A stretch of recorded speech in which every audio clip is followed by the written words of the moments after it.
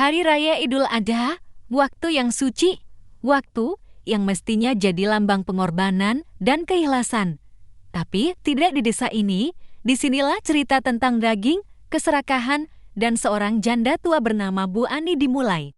Matahari baru saja muncul di balik bukit yang mengelilingi desa Sungai Sepoi. Udara pagi masih mengandung sisa-sisa embun yang menempel di daun kelapa dan atap rumah-rumah papan.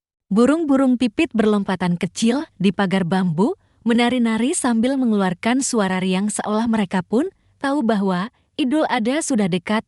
Di ujung desa, suara kambing dan sapi saling bersahutan dari kandang darurat yang didirikan. Di dekat Masjid Baitul Karim, beberapa anak laki-laki kecil memandangi hewan-hewan kurban itu dengan penuh rasa kagum. Di antara mereka berdiri Hanafi, pemuda berusia 24 tahun yang baru kembali dari kota 2 minggu lalu. Hanafi bukan siapa-siapa. Dia bukan pejabat, bukan ustaz, bukan orang kaya, tapi dia punya sesuatu yang jarang dimiliki banyak orang, hati yang jujur dan perasaan yang mudah tersentuh oleh penderitaan orang lain. Setiap kali Idul Adha tiba, Hanafi selalu ingat satu nama, Bu Ani, bukan karena daging, bukan karena ritual, tapi karena air mata seorang janda tua yang 3 tahun berturut-turut tak pernah kebagian haknya, bukan karena lupa, tapi karena sistem yang busuk, yang hanya mengedepankan nama besar dan rumah mewah.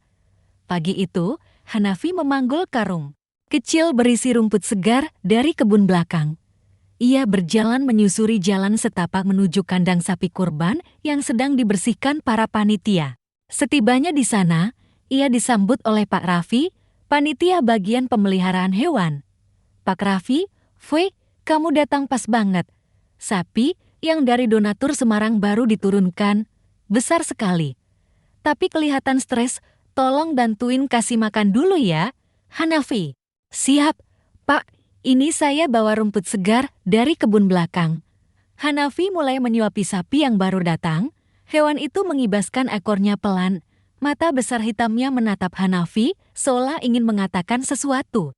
Di sela-sela aktivitas itu, datanglah seorang perempuan tua dengan penutup kepala lusuh, wajahnya keriput, tubuhnya membungkuk, dan tangannya menggenggam tongkat kayu.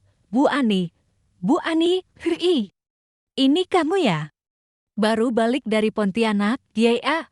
Hanafi tersenyum lembut, "Iya, Bu, baru 2 minggu, mau bantuin kurban dulu sebelum kerja lagi." "Bu Ani, Ibu senang dengar kamu pulang, kamu anak baik. Dulu waktu kecil, sering nganterin Ibu nasi bungkus pas sakit." Hanafi menahan haru, "Masih ingat, Bu?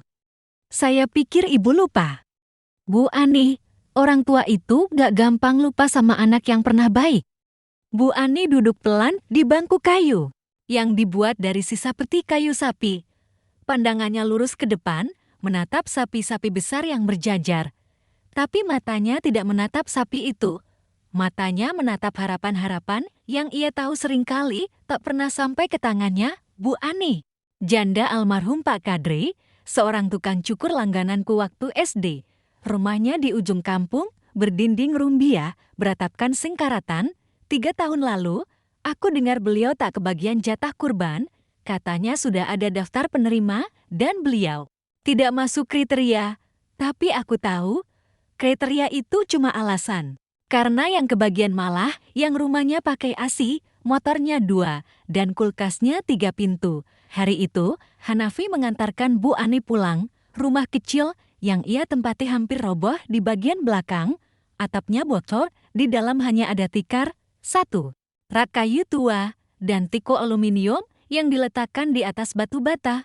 "Bu Ani, Ibu cuma mau bilang, kalaupun Ibu nggak kebagian lagi tahun ini, ya nggak apa-apa.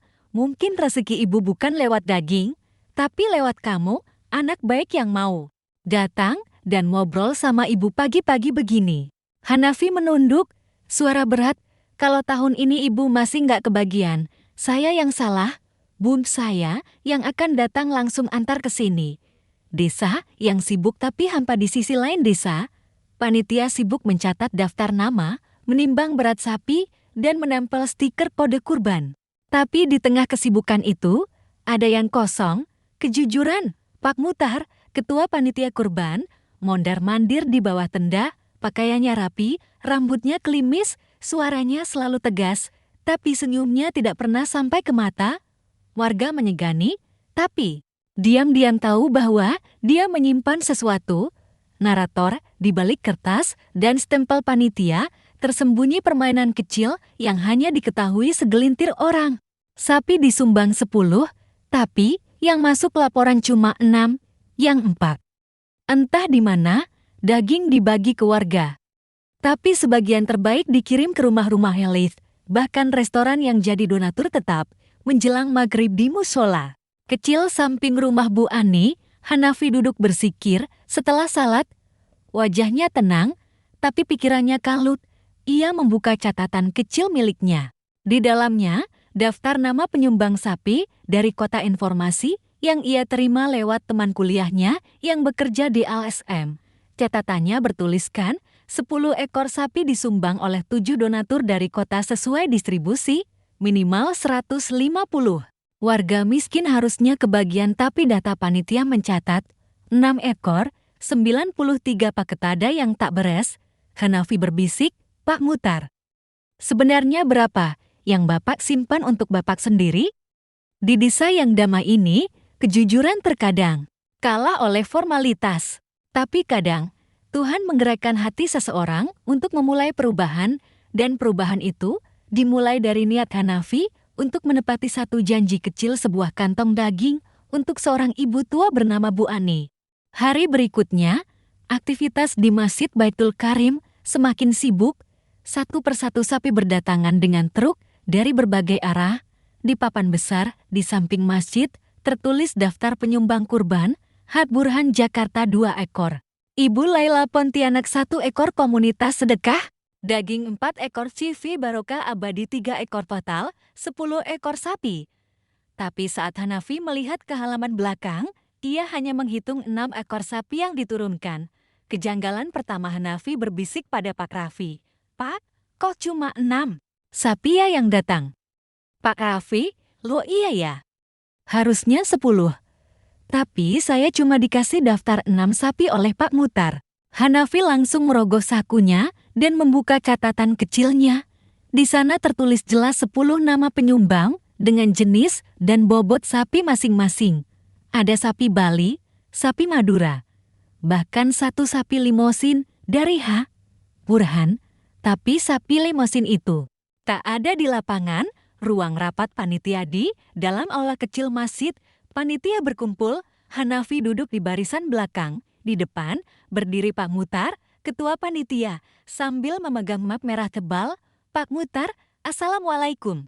Pertama-tama, kita panjatkan syukur. Tahun ini kita menerima 6 ekor sapi dari para donatur.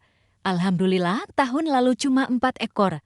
Hanafi angkat tangan. Maaf Pak, izin tanya, bukannya yang tercatat ada 10 ekor ya? Pak. Seluruh ruangan mendadak hening. Pak Mutar menoleh, sejenak terdiam, lalu tersenyum tipis. Pak Mutar, memang awalnya ada 10, tapi 4 ekor itu dibatalkan karena masalah pengiriman. Jadi tidak jadi dikirim ke desa kita. Sudah saya konfirmasi langsung via telepon ke pihak donatur. Tatapan Hanafi mengeras, dibatalin.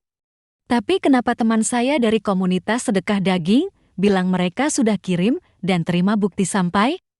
Ada yang gak beres. Makan siang panitia, daging pilihan, dan restoran sore hari. Setelah kerja berat mencatat dan merawat hewan, para panitia diundang ke rumah Pak Mutar untuk makan siang bersama. Hanafi, yang masih penasaran, memutuskan ikut. Di meja makan, tersaji daging empuk dengan aroma bumbu khas Kalimantan, ada rindang, sete, dan sup tulang sapi. Tapi yang membuat Hanafi kaget adalah kalimat Bu Mutar saat menyambut mereka. Bu Mutar, ini daging yang dari sapi limosin kemarin. Oh, dagingnya beda. Empuk banget. Hanafi, sapi limosin? Bukannya sapi itu belum sampai? Bu Mutar terdiam. Pak Mutar melirik tajam. Pak Mutar cepat menyela. Maksudnya itu daging dari suplir rumah makan kemarin, bukan dari sapi kurban. Tapi Hanafi tahu mereka berdusta restoran duluan. Warga belakangan keesokan harinya, Hanafi mendapati 2 pria dengan mobil box masuk ke halaman masjid. Mereka membawa kotak pendingin besar. Hanafi yang penasaran, mendekat. "Hanafi, mau antar kemana, Bang?" "Sopir, ini daging buat restoran Mbak Sinta," katanya dari panitia kurban. Hanafi hampir tak percaya. Sapi kurban yang seharusnya hanya dibagikan ke warga miskin, malah dijual ke restoran elit. "Sopir, saya cuma disuruh ngangkut. Ini bukan kali pertama kok. Tahun kemarin juga gini." Chat rahasia, bukti kecurangan malamnya, Hanafi menghubungi temannya, Dina, yang bekerja di komunitas sedekah daging. Ia mengirim pesan, "Hanafi, Din, kalian beneran udah kirim 4 sapi ke desa Sungai Sepoi, kan?" "Dina, iyalah. Kami bahkan dapat bukti terima dari pihak pengangkut, bukannya sudah sampai." "Hanafi, di sini cuma dilaporkan 6 ekor. Panitia bilang sisanya dibatalkan." "Dina, hahaha. Kami kirim 4. Itu sapi terbaik, 1 limosin, 2 Bali, 1 Madura. Masa dibatalin?" "Kamu hati-hati, Vi, ini udah bukan salah paham, ini penipuan." Konflik muncul keesokan harinya, Hanafi menghadapkan semua data itu ke Pak Mutar. Tapi tanggapannya justru defensif. Pak Mutar dingin, "Vi, saya tahu kamu anak muda yang idealis. Tapi kurban itu bukan cuma soal hitam putih, ada biaya distribusi, biaya tenaga, biaya penyimpanan. Semua harus ditutup. Kalau sapi yang dari donatur kami jual sebagian. Itu demi keberlangsungan panitia." Hanafi tegas, "Tapi itu tidak adil. Itu bukan hak kita. Itu bukan kurban kalau ujung-ujungnya dijual." "Pak Mutar, kalau kamu nggak terima, silakan keluar dari panitia." Bu Ani dan warga lainnya di balik semua kegaduhan itu. Bu Ani duduk di depan rumah, menjahit sobekan pada bajunya. Tak tahu bahwa haknya telah dicuri. Bukan hanya Bu Ani, ada juga Pak Harun, duda tua tukang becak Mak Ijah, penjual sayur keliling Lita, ibu muda dengan 3 anak yang suaminya baru dipek. Mereka semua tidak masuk daftar penerima. Padahal merekalah yang paling berhak. Hujan di malam hari, Hanafi duduk termenung di bawah langit hujan. Di tangannya, selembar kertas yang berisi perbandingan daftar donatur dan laporan panitia. Air matanya jatuh. Kenapa amanah sesuci ini bisa dijadikan ladang keuntungan? Di hari yang seharusnya penuh cinta, kenapa masih banyak yang disakiti diam-diam? Tak, semua kebusukan muncul di permukaan. Kadang, ia disembunyikan di balik amplop rapat, nota pengiriman, dan senyuman pura-pura. Tapi jika masih ada hati yang jujur seperti Hanafi, maka setiap kegelapan pasti akan menemukan cahaya pembongkarannya. Pagi yang sepi, tapi penuh rasa Masjid Baitul Karim. Pagi itu sepi, karpet masih lembab karena lantai dan udara dalam ruangan masih berbau kayu dan sabun. Di pojok kanan depan, duduklah Ustaz Fikri, imam masjid yang dikenal lembut tapi tajam. Kata-katanya, umurnya sekitar 50-an, janggutnya putih dan pendek, wajahnya bersih, matanya teduh. Dari arah pintu belakang, Hanafi masuk perlahan, membawa catatan dan map folder berisi bukti-bukti yang semalam ia kumpulkan, chat dari komunitas, foto sapi limosin, dan slip pengiriman dari truk box. Ia tahu kalau ingin membongkar semua ini, ia butuh sekutu yang bisa dipercaya, dan satu-satunya orang yang terpikir di benaknya adalah Ustaz Fikri. Dialog awal penuh beban Hanafi. "Assalamualaikum, Ustaz, maaf ganggu pagi-pagi." Ustaz Fikri tersenyum ramah. "Waalaikumsalam warahmatullah." "Hanafi, tumben pagi begini datang bawa map tebal." Hanafi tarik napas. "Saya menemukan sesuatu, Ustaz, tentang kurban tahun ini." Ustaz Fikri menoleh serius. "Kurban? Ada masalah?" Hanafi pun mulai menjelaskan. Satu persatu bukti ia tunjukkan. Suara-suaranya masih tenang, tapi nadanya tegas. Tak ada emosi yang meledak-ledak, hanya kecewa yang disimpan rapat-rapat.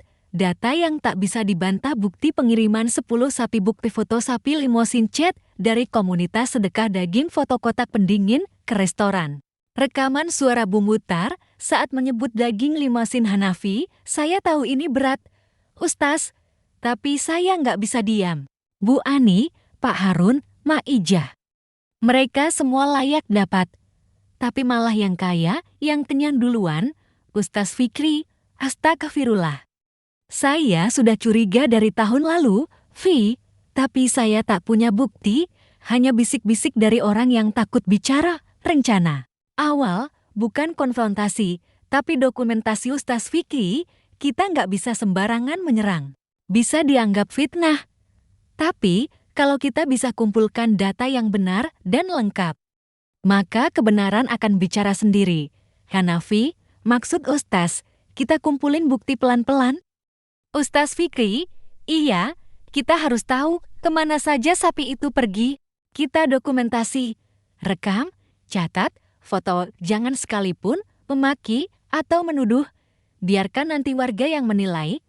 Misi diam-diam dimulai hari-hari berikutnya. Hanafi dan Ustaz Fikri diam-diam mengumpulkan informasi. Mereka tidak terang-terangan, hanya seperti orang biasa yang membantu logistik. Hari ke-1, Hanafi memotret mobil box yang keluar dari masjid subuh-subuh, lalu mencatat plat nomornya. Hari kedua, Ustaz Fikri menghubungi rekan lamanya di bagian logistik pengangkutan, diperoleh informasi, sapi limosin dibawa ke rumah pribadi di luar desa. Bukan untuk kurban. Hari ketiga, Hanafi menyamar jadi pekerja bantu di restoran Baksinta dan mendengar langsung manajernya berkata, daging ini dari panitia kurban tuh, tiap tahun kita dapat, tapi kita bayar, ya biasalah. Emosi yang meledak. Di tengah malam-malam keempat, Hanafi duduk di beranda masjid, angin dingin, bulan bulat penuh di depannya, map bukti kini makin tebal, ia menangis, gimana mungkin? Daging kurban, yang seharusnya jadi pengingat Ibrahim dan Ismail, malah jadi komoditas bisnis? Gimana mungkin amanah dari Allah dijadikan permainan angka dan nota palsu? Ustaz Fikri datang diam-diam, duduk di sampingnya. Ustaz Fikri, kamu marah? Hanafi, marah, kecewa, semua campur. Ustaz, saya ingin teriak, tapi saya tahu itu bukan jalan yang benar. Ustaz Fikri, maka biarkan kebenaran bicara dengan caranya sendiri.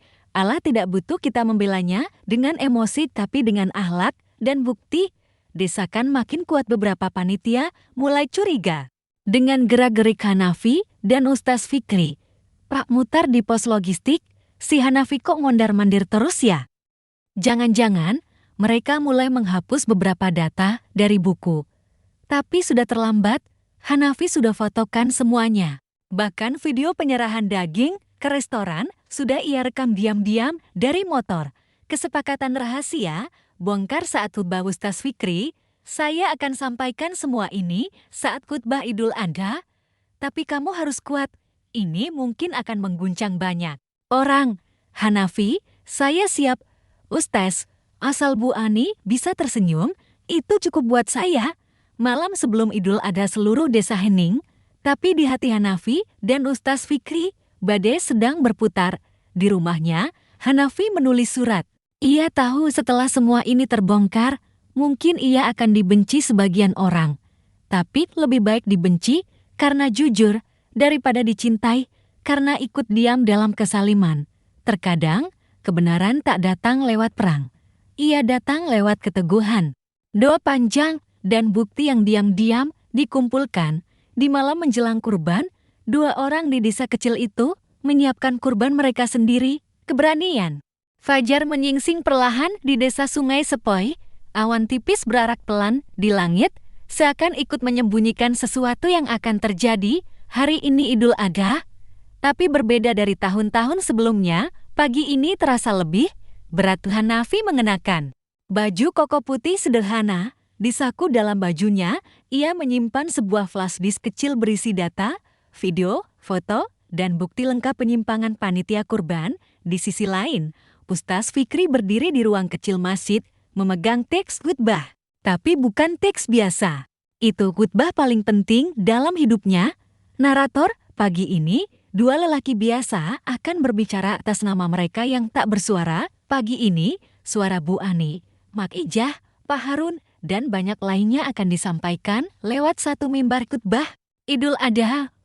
Warga berkumpul di lapangan salat Id. Ratusan warga memadati lapangan terbuka, anak-anak berlarian, ibu-ibu menata sajadah, para pria memakai baju terbaik mereka. Di barisan depan, Pak Mutar duduk tenang, senyum mengembang. Pak Mutar tampak percaya diri. Ia yakin semua sudah beres. Ia pikir, takkan ada yang berani buka suara. Apalagi di hari raya. Bu Ani duduk di belakang, hanya membawa tas kecil berisi botol air. Wajahnya seperti biasa, tenang, tabah, pasrah.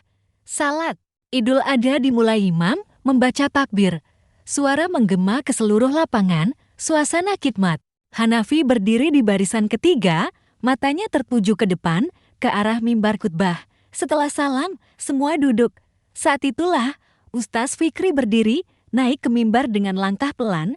Khutbah dimulai lembut, tapi mengguncang Ustaz Fikri. Allahu Akbar, Allahu Akbar.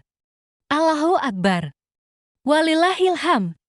Saudara-saudaraku yang dirahmati Allah, Idul Adha adalah hari pengorbanan, hari di mana Nabi Ibrahim rela mengorbankan Ismail, putranya. Tapi hari ini, izinkan saya bicara tentang bintang pengorbanan yang tak pernah dianggap, pengorbanan orang-orang kecil yang haknya sering diambil diam-diam. Warga mulai saling pandang, suara berbisik mulai terdengar, kebenaran mulai diungkap. Ustaz Fikri nada pelan, tapi tajam. Tahun ini, kita menerima 10 ekor sapi kurban.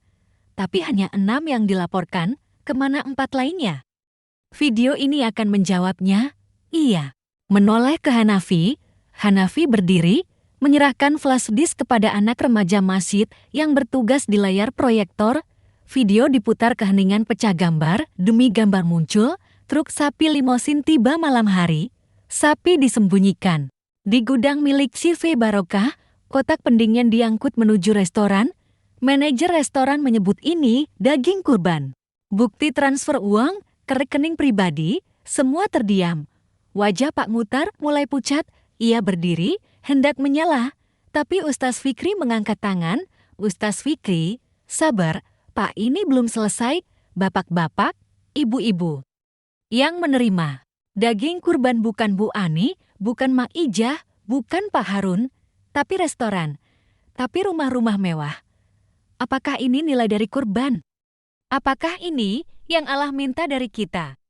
Tangisan terdengar dari belakang. Bu Ani menangis pelan.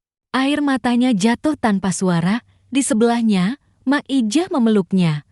Warga yang duduk di sekitarnya mulai meneteskan air mata. Sebagian panitia menunduk. Sebagian lagi keluar dari barisan. Akhir khutbah yang mengguncang Ustaz Fikri, saya tidak menuduh siapapun, tapi saya menyerahkan ini semua kepada Allah, kepada hukum, dan kepada hati nurani kita. Jika kurban tahun ini ternodai, maka kita belum siap menjadi Ibrahim. Kita belum layak disebut sebagai umat yang bertakwa. Pak Mutar dihadapi warga usai salat. Beberapa warga mendekati Pak Mutar, bukan dengan kekerasan, tapi dengan tuntutan. Jelaskan, Pak, kami berhak tahu. Pak Mutar terpojok, wajahnya berkeringat. Ia mencoba berdalih, tapi warga sudah tahu. Beberapa jam kemudian, aparat desa datang. Pak Mutar dibawa ke balai desa untuk dimintai keterangan. Momen puncak, Bu Ani dan daging kurban. Sore hari, Hanafi datang ke rumah Bu Ani, membawa satu kantong plastik putih berisi daging segar. Hanafi, ini, Bu, buat Ibu. Akhirnya, Ibu dapat. Juga hak Ibu. Maaf, harus menunggu bertahun-tahun. Bu Ani gemetar. Saya kira Allah lupa, tapi ternyata saya yang harus belajar lebih sabar. Ia peluk Hanafi, tangisnya pecah. Tangis kelegaan. Tangis karena akhirnya ia dianggap. Idul Adha bukan sekadar tentang daging, tapi tentang siapa yang layak disebut berkurban, mereka yang memberikan atau mereka yang memperjuangkan agar kurban itu sampai ke tangan yang tepat. Bu Ani, pagi setelah Idul Adha sinar matahari menyusup melalui lubang-lubang kecil di dinding rumah Bu Ani. Di tikar lusuh itu, beliau duduk menatap plastik putih berisi daging yang masih tertutup rapat. Tangannya bergetar. Ia belum membukanya. Bu Ani berbisik, "Ya Allah, Ini untuk saya, ya? Beneran untuk saya. Air matanya jatuh, bukan karena lapar, bukan karena marah, tapi karena rasa dianggap. Hanafi duduk bersama Ustaz Fikri di pinggir sungai pagi itu. Hanafi dan Ustaz Fikri duduk di bawah pohon bambu besar di pinggir sungai. Keduanya tak banyak bicara.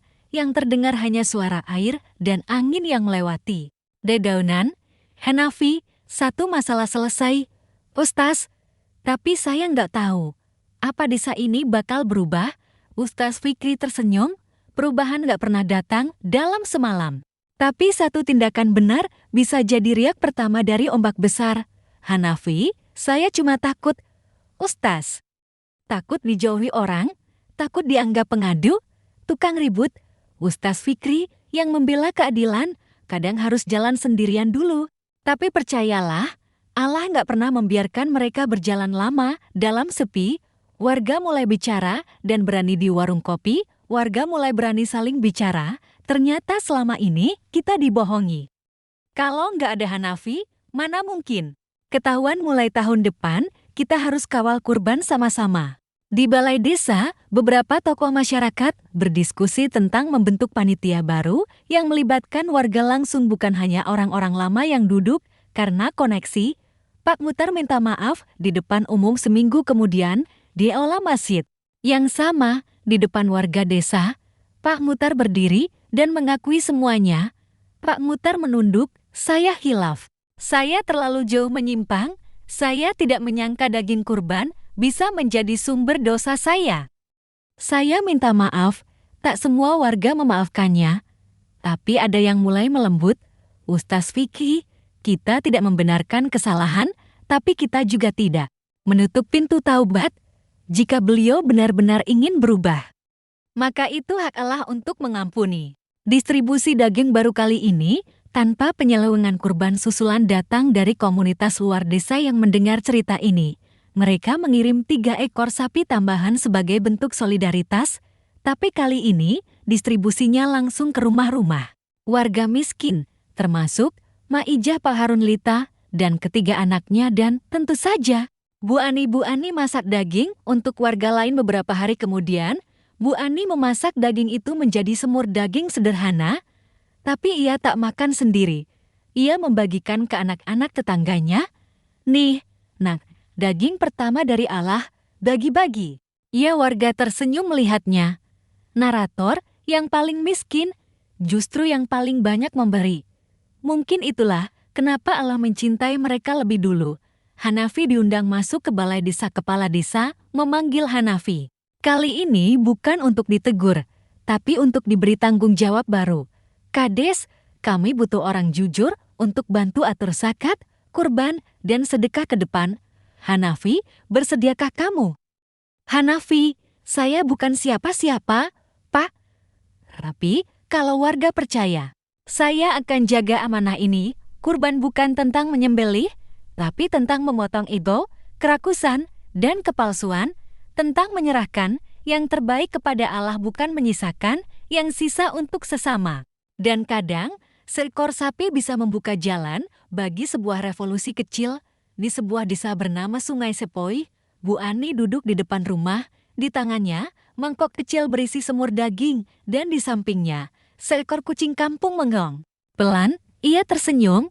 Alhamdulillah, akhirnya Allah datang juga lewat anak muda baik itu, lewat Hanafi. Kamera mengarah ke langit. Matahari pagi menyinari atap rumahnya yang reyot, tapi kini tampak hangat.